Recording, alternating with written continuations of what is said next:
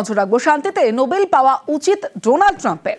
মার্কিন প্রেসিডেন্টের জন্য সুপারিশ পাকিস্তানের। শনিবার আমেরিকার তাবেদারি করে শাহবাজ সরকারের বিবৃতি, ভারত পাকিস্তানের সামরিক বিরতির জন্য কৃতিত্ব নাকি ট্রাম্পের।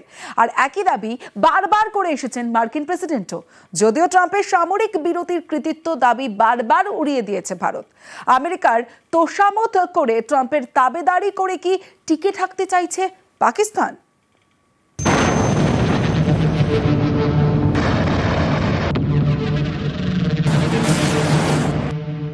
জঙ্গিদের আতুরঘর, ভারতের বিরুদ্ধে সন্ত্রাসে সরাসরি মদদ দেওয়াই কাজ।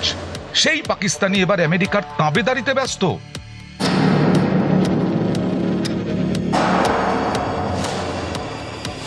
শনিবার পাকিস্তান সরকার বিবৃতি দিয়ে জানায়, 2026-এর নোবেল শান্তি পুরস্কারের জন্য মার্কিন প্রেসিডেন্ট ডোনাল্ড ট্রাম্পের নাম সুপারিশ করা হলো। ইসলামাবাদের কেন এই প্রস্তাব? কেন এত ট্রাম্প প্রীতি শাহবাজ প্রশাসনের? নেপথ্যে ভারতের অপারেশন সিঁদুর। ভারতের বিরুদ্ধে বারবার সন্ত্রাসকে হাতিয়ার করেছে পাকিস্তান। 22 এপ্রিল পহেলগাঁওয়ে ধর্ম জেনে পর্যটকদের ওপর জঙ্গি হামলা। পাক সন্ত্রাসকে ধ্বংস করতে অপারেশন সিঁদুর চালায় ভারতের 3 বাহিনী। দিল্লির মারে কোমর ভাঙে ইসলামাবাদের। শেষ পর্যন্ত ভারতের পায়ে পড়ে পাকিস্তান। ইসলামাবাদের কাতর আবেদনে সামরিক বিরতিতে সায় দেয় দিল্লি। দুদেশের সামরিক বিরতির জন্য বারবার কৃতিত্ব দাবি করেন মার্কিন president. Well, I stopped the war, and I love Pakistan. I think Modi is a fantastic man. I spoke to him last night. We're going to make a trade deal with Modi of India. But I stopped the war between Pakistan and India, and they were going at it, and they're both nuclear countries. I got it stopped. I don't think I had one story. Did I have one story written about it? I stopped the war between two major nations, major nuclear nations. যদিও মার্কিন প্রেসিডেন্টের সামরিক বিরতির কৃতিত্বের দাবিকে সপাটেই খারিজ করেছে ভারত। এমনকি 18 জুন মার্কিন প্রেসিডেন্টের সঙ্গে ফোনালাপেও সে কথা স্পষ্ট করে দেন প্রধানমন্ত্রী নরেন্দ্র মোদী।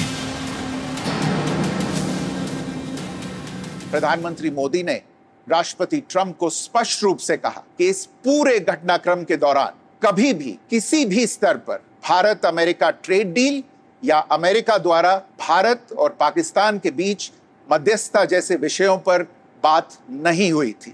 सैन्य कार्रवाई रोकने की बात सीधे भारत और पाकिस्तान के बीच दोनों सेनाओं की एग्जिस्टिंग चैनल्स के माध्यम से हुई थी और पाकिस्तान के ही आग्रह पर हुई थी। তাবেদারি করতে গিয়ে শনিবার পাকিস্তানের গলাতেও ট্রাম্পের সেই চেনাবুলি। বিবৃতিতে ইসলামাবাদের দাবি, ভারত পাকিস্তান অস্থিরতার মধ্যে অসাধারণ কূটনৈতিক দৃষ্টিভঙ্গির পরিচয় দিয়েছেন ট্রাম্প। কৌশলে তিনি দুদেশের মধ্যে সমঝোতা করিয়েছেন। শেষ পর্যন্ত ট্রাম্প 2 পরমাণু শক্তিধর রাষ্ট্রের মধ্যে সামরিক বিরতি নিশ্চিত করেছেন। ঘটনাচক্রে যেদিন ট্রাম্পের সঙ্গে মোদি কথা বলেন, সেদিনই হোয়াইট হাউসে মার্কিন প্রেসিডেন্টের সঙ্গে বৈঠক ও মধ্যাহ্নভোজ সারেন পাক সেনাপ্রধান জেনারেল আসিম মুনির। তার 3 দিনের মাথায় নোবেল শান্তি পুরস্কারের জন্য ট্রাম্পের নাম সুপারিশ পাকিস্তানের। তবে এবারই প্রথম নয়। এর আগে 2020-তে নোবেল পুরস্কারের জন্য ট্রাম্পের নাম সুপারিশ করা হয়েছিল। সেবার মার্কিন প্রেসিডেন্ট নোবেল পাননি। ট্রাম্পের নোবেল প্রীতির কথা ওপেন সিক্রেট।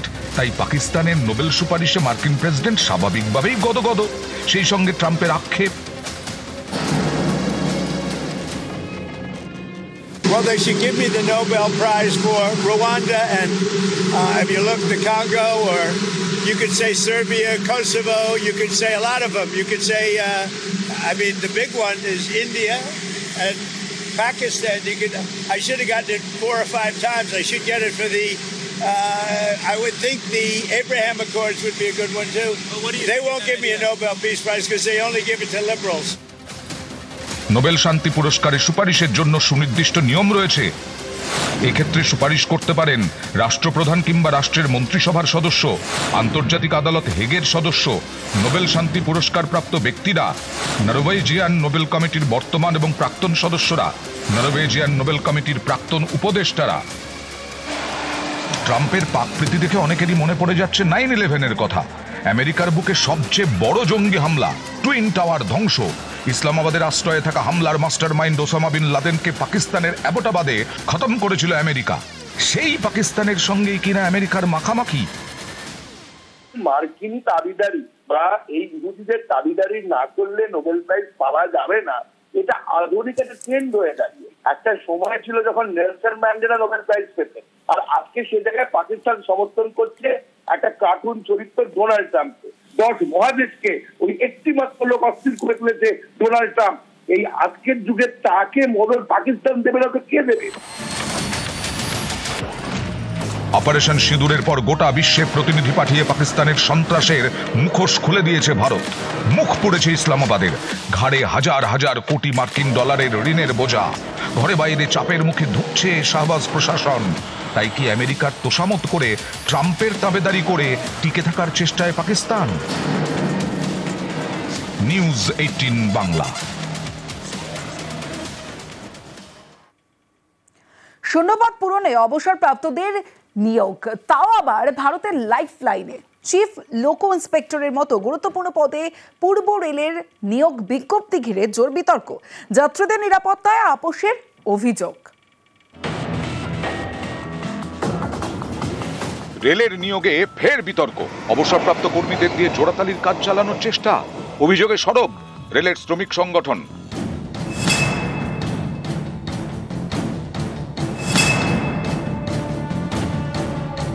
সম্প্রতি চিফ লোকো ইন্সপেক্টর পদে নিয়োগের বিজ্ঞপ্তি জারি করেছে পূর্ব রেল। বিজ্ঞপ্তিতে চিফ লোকো ইন্সপেক্টর পদে অবসরপ্রাপ্তদের নিয়োগের উল্লেখ। পূর্ব রেলের এই বিজ্ঞপ্তি সামনে আসতেই হইচই। অবসরপ্রাপ্ত কর্মীদেরকে নিয়োগ করে আসলে যারা চাকরির যোগ্য বা যাদের কাজের প্রয়োজন তাদেরকে বারবার ধরে বঞ্চিত করা হচ্ছে, এমনটাই অভিযোগ তুলছেন রেলওয়ে ইউনিয়নের কর্তারা। প্রত্যেকটা মানুষের কর্মক্ষমতা 60 বছর বয়সের পরে কমে যায় এবং তাদের দিয়ে যদি এতগুলো যাত্রী নিরাপত্তাকে বিঘ্নিত করে আজকে তাদের দিয়ে ট্রেন চালানোর ব্যবস্থা করা হয়, তাহলে সুরক্ষা যেটা রেলের মেন মোটো, সেই মোটোর সাথে আপোষ করা হবে এবং এতে অ্যাক্সিডেন্টের প্রবাবিলিটি বাড়বে। এই যে সিদ্ধান্ত, এই সিদ্ধান্তের বিরোধিতা করছি। ভারতীয় রেলে চিফ লোকো ইন্সপেক্টর একটি গুরুত্বপূর্ণ পদ। তাদের দায়িত্বের মধ্যে পড়ে লোকোমোটিভের কার্যকারিতা ও নিরাপত্তা নিশ্চিত করে নিয়মিত পরিদর্শন, ইঞ্জিন, ব্রেক সিস্টেম সহ একাধিক যান্ত্রিক পরীক্ষা করা, লোকোমোটিভ চালকদের প্রশিক্ষণ ও তাদের কাজের গুণমান পর্যবেক্ষণ, রেলের নিরাপত্তা সংক্রান্ত নিয়মাবলীর তদারকি, নয়া প্রযুক্তি ও সরঞ্জাম সম্পর্কে খোঁজখবর রাখা, বিভাগীয় কর্তাদের সঙ্গে সমন্বয় রক্ষা। এক কথায় রেল পরিষেবায় প্রত্যক্ষভাবে গুরুদায়িত্ব পালন করেন চিফ লোকো ইন্সপেক্টর। সেই পদেই অবসরপ্রাপ্তদের নিয়োগের বিজ্ঞপ্তিতে প্রশ্নের মুখে পূর্ব রেল। বিজ্ঞাপনের মাধ্যমে তাদের পুরনো যারা রিটায়ার্ড পার্সন আছেন তাদের ক্রেডেনশিয়াল দেখে, তাদের ট্র্যাক রেকর্ড দেখে ইন্টারভিউয়ের মাধ্যমে রেলওয়েই কন্ডাক্ট করে, মানে রেলওয়ে হায়ার অফিসিয়ালরাই কন্ডাক্ট করেন তাদের সিলেকশনটা। দেশে যোগাযোগের লাইফলাইন, বিশ্বের 4র্থ বৃহত্তম রেল নেটওয়ার্ক, সেখানেই নিয়োগে অবহেলার অভিযোগ রেল ইউনিয়নের।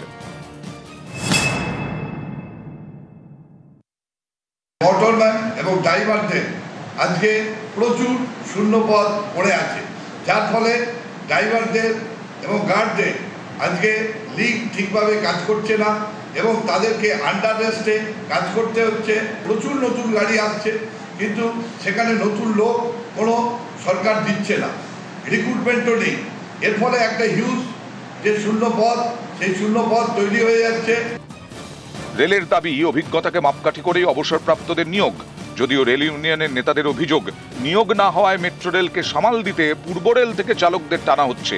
ফলে যারা সরাসরি পদোন্নতি পেয়ে চিফ লোকো ইন্সপেক্টর হতে পারতেন তাদের পুরনো কাজই করতে হচ্ছে।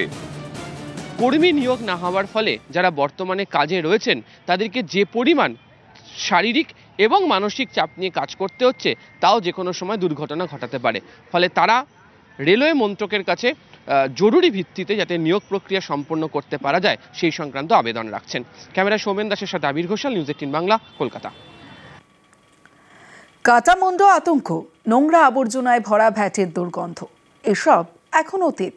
টালিগঞ্জের গ্রাহাম রোডের একাংশ এখন ঝাঁ চকচকে ওয়াকিং লেন। কলকাতা পুরসভার উদ্যোগে খুশি বাসিন্দারা। দুপাশে সবুজ দেওয়াল চোখকে শান্তি দেয়। 0 থেকে 200 মিটার, 300 মিটার ঝকঝকে রাস্তা জানান দেয় দূরত্বের পরিমাণ। এক কথায় শরীর মনকে তরতাজা রাখার পথ দেখায় এই রাস্তা। টালিগঞ্জের গ্রাহাম রোডে ওয়াকিং লেন। দারুণ লাগলো, আগের চেয়ে অনেক উন্নত হয়েছে, প্রচুর সুন্দর লেগেছে। যদিও এই পথ চলা সহজ ছিল না, 6 মাস আগেও আতঙ্কের পথ ছিল গ্রাহাম রোড। একদিকে গল্ফ ক্লাব, অন্যদিকে বহুতলের ভিড়। মাঝ বরাবর 95 এবং 97 নম্বর ওয়ার্ডের মাঝে গ্রাহাম রোড। গত বছরের 13 ডিসেম্বর 7 সকালে হইচই। গ্রাহাম রোডে নোংরা আবর্জনা স্তূপের মধ্য থেকে মহিলার কাটা মুন্ডু উদ্ধার, অভিযুক্ত গ্রেপ্তার হয়। কিন্তু ঘটনার পর থেকে গ্রাহাম রোডে যাতায়াত করতে গিয়ে আতঙ্ক তাড়া করে বেড়াতো এলাকার মানুষকে। সেখান থেকে গ্রাহাম রোডের ভুল বদলের ভাবনা চিন্তা কলকাতা পুরসভার। এক সময়ের আতঙ্কের গ্রাহাম রোড এখন ওয়াকিং লেন। উদয় শঙ্কর সরণি এবং নেতাজি সুভাষচন্দ্র রোডের মাঝে 2 কিলোমিটারের গ্রাহাম রোড। গ্রাহাম রোডের 300 মিটার রাস্তার ভুল বদল। একসময় রাস্তায় ছড়িয়ে থাকতো নোংরা আবর্জনা, রাস্তা থেকে সরেছে আবর্জনার ভ্যাট। 30টি স্ট্রিট লাইটে ঝলমলে গ্রাহাম রোড। রাস্তায় কিয়স্ক থেকে 24 ঘন্টা পুলিশের নজরদারি, রাস্তা জুড়ে সিসি ক্যামেরা। আতঙ্কের গ্রাহাম রোড এখন ওয়াকিং লেন। সবুজে সবুজ দৃষ্টিনন্দন। কলকাতা পুরসভার উদ্যোগে বদলে গেছে চেহারাটা। শুধুমাত্র এলাকার সৌন্দর্যায়ন হয় না, পরিবেশের সাম্যটাও থাকে। এবং আজকে কলকাতা বা বাংলা পরিবেশের দিক দিয়ে অনেক এগিয়ে গেছে জানেন।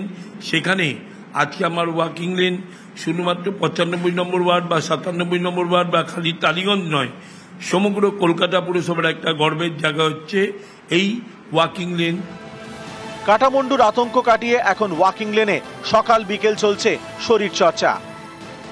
বহুদিন আগে কাটা একটা মুন্ডু প্লাস্টিকে জড়ানো ছিল, আসতে একটু ভয় লাগতো, তো এখন তো পরিষ্কার করে দিয়েছে, পরিষ্কার দারুণ সুন্দর হয়েছে, দারুণ লাগে হাঁটতে। আতঙ্কের গলি গ্রাহাম রোড এখন ঝাঁ চকচকে রাস্তা। অনেকদিন আগে নোংরা ছিল, জঞ্জাল ছিল, ওই মুন্ডু কাটা আগে পাওয়া গেছিল। এখন আপাতত পরিষ্কার না, এখন সুরক্ষিত। রাস্তা উপরে চলে যেত মাল, রাস্তা উপরে। এখানে তো শুধু তো ময়লা নয়, রাবিশও ফেলতো, পাথর ভাঙাও ফেলতো, কাঁচ ভাঙাও ফেলতো। টালিগঞ্জ পেয়েছে এরকম ওয়াকিং লেন, যেখানে হাঁটতে পারবেন বাসিন্দারা নির্ভয়ে। সিসিটিভি নিরাপত্তায় মোড়া, আলো ঝলমলে, সকাল সন্ধে হাঁটার পরিবেশ। কাউন্সিলররা চাইছেন এইরকম ওয়াকিং লেন হোক প্রতিটি ওয়ার্ডে। ক্যামেরায় বিপুলের সঙ্গে বিশ্বজিৎ, নিউজ 18 বাংলা।